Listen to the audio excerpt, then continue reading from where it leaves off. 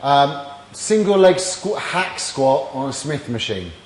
Now, a hack squat is an exercise where your feet are further forward than in a normal squat position, so you can actually lean back. So take them a little bit further forward from your bend. Good. Now, this is fantastic, this exercise, for building strength around the hips, quads, glutes, hammies, abdominals, and getting the mechanics for running improved. What's going to happen first is, Ben's just going to get on one leg, change legs. Okay, this one's going to be back on the floor for a little bit of support. I don't want you to have the toe bent, so you've got a lot of weight in it like that. If possible, you're just having the tiptoes on the floor. So, as you sink down, you're going to look to keep the hips directly below the shoulders. And then when you come up, squeeze the hips forward, there.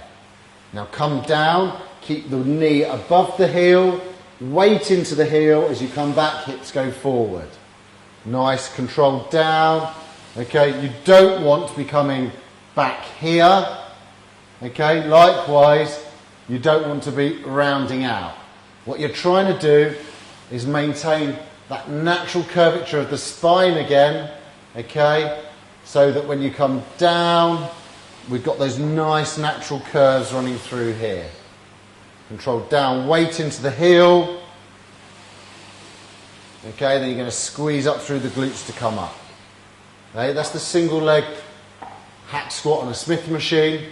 Fantastic for getting the hips driven, going. You don't want to over accentuate through the rib cage either. Keep the stomach nice and tight. Work through the hips. Fantastic total body exercise again.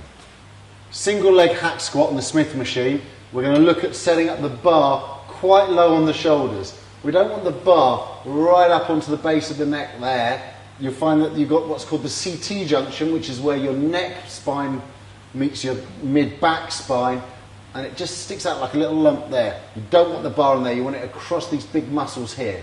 Okay, so it sits on those muscles there, nice and controlled.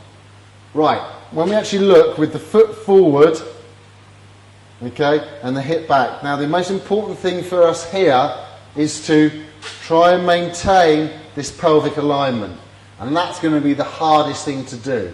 What you'll find is as you go down, we'll do a couple of good ones, okay, you can see it's dead straight.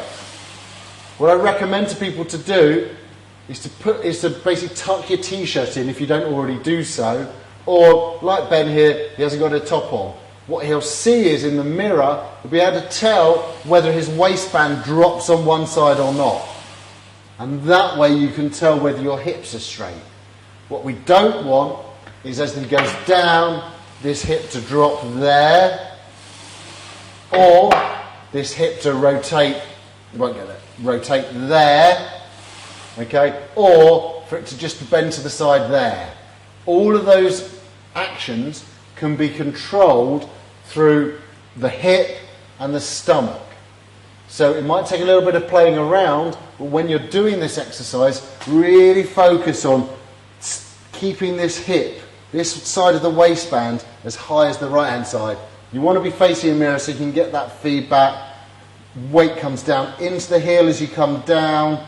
Keep that waistband tight. Look at that lovely spine position and come up. Okay, one more. And come up. It's the hack squat, single leg version. Get in there, get the glutes fired up and make it work for you.